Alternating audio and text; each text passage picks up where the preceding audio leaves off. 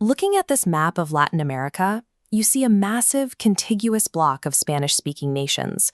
Right next to them sits Brazil, an enormous territory effectively isolated by its use of the Portuguese language. For decades, this linguistic border created a ceiling for Brazilian artists. While Spanish-speaking musicians could leverage their combined populations to build global momentum, Brazilians trying to cross over usually had to record in English or adapt their regional sounds to fit the international market. In April 2026, Anitta released Choka Choka, a collaboration with Shakira that attempted to bridge that gap without moving away from her native language. Within 24 hours, the track debuted at number 3 on Spotify Brazil, entered the global charts, and led to a performance on Saturday Night Live.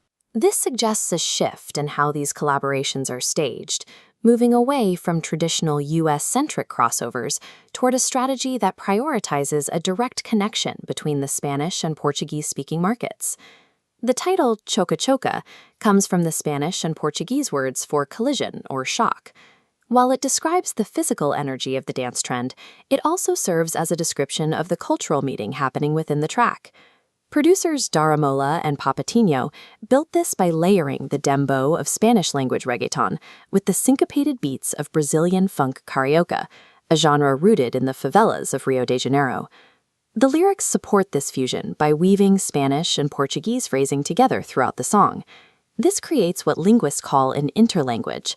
By leaning into the phonetic similarities between the two languages, the song allows listeners across the continent to understand the message without needing a translation into English.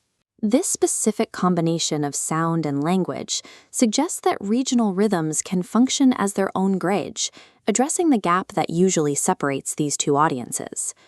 As part of Anitta's Equilibrium album era, the song also includes specific cultural markers, specifically the repeating Portuguese lyric Toca da Cabocla.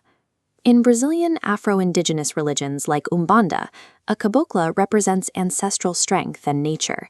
It's a term tied to the history and identity of the country's spiritual landscape. By placing this specific religious terminology in a global pop song, Anitta introduces Brazilian mysticism to a mainstream audience that might otherwise never encounter it. The track's visual project also employs tarot archetypes. Shakira is represented as the sun, which in this context signifies clarity, energy, and a high level of public success. Anitta is positioned as the moon, symbolizing the unconscious, the deep feminine, and a different layer of emotional depth.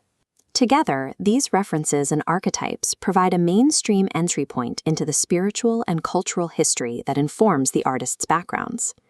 Shakira also contributes to the track's regional focus by performing her verses entirely in Portuguese. Her lyric É loba e é mulher, she's a wolf and she's a woman, functions as a direct statement of identity, echoing the wolf motifs found throughout her earlier work.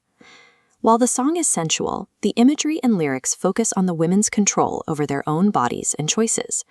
They aren't performing for an external gaze, but rather expressing a sense of shared autonomy.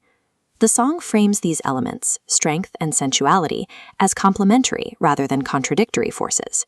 This approach allows the artists to maintain control over their own story, asserting their own rules for how they are represented in the music. For Anitta, the track's success in Rio serves as a milestone for her Equilibrium project, an album she has described as a return to her origins after years of working to establish herself in foreign markets.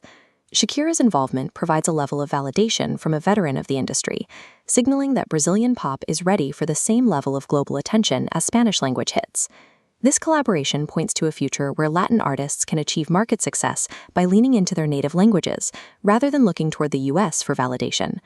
Choka Choka demonstrates that a global pop crossover can succeed by leaning into specific cultural friction, showing that regional authenticity can resonate far beyond its original borders.